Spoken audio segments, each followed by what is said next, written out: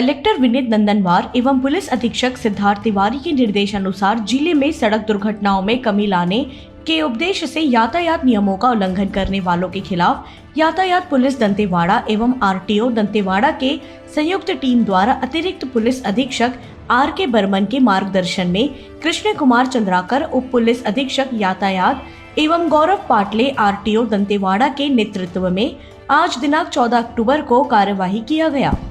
कार्यवाही के दौरान आने जाने वाले वाहनों को, विशेषकर भारी माल वाहन एवं यात्री बसों को सात धार चौक के पास पॉइंट लगाकर रोककर चेक किया गया।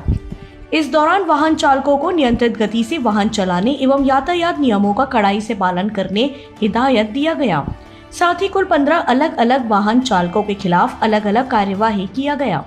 जिसमें बिना परमिट के वाहन चलाना, बिना लाइसेंस के वाहन चलाना, सीट बेल्ट नहीं लगाने, 2 पहिया वाहन में 3 सवारी चलने, प्रदूषण नियंत्रण प्रमाण पत्र नहीं होने आदि धाराओं में मोटर व्हीकल एक्ट के तहत कार्यवाही कर चालान किया गया।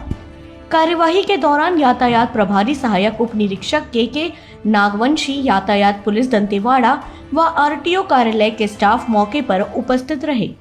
दंतेवाड़ा से फकरे आलम की रिपोर्ट।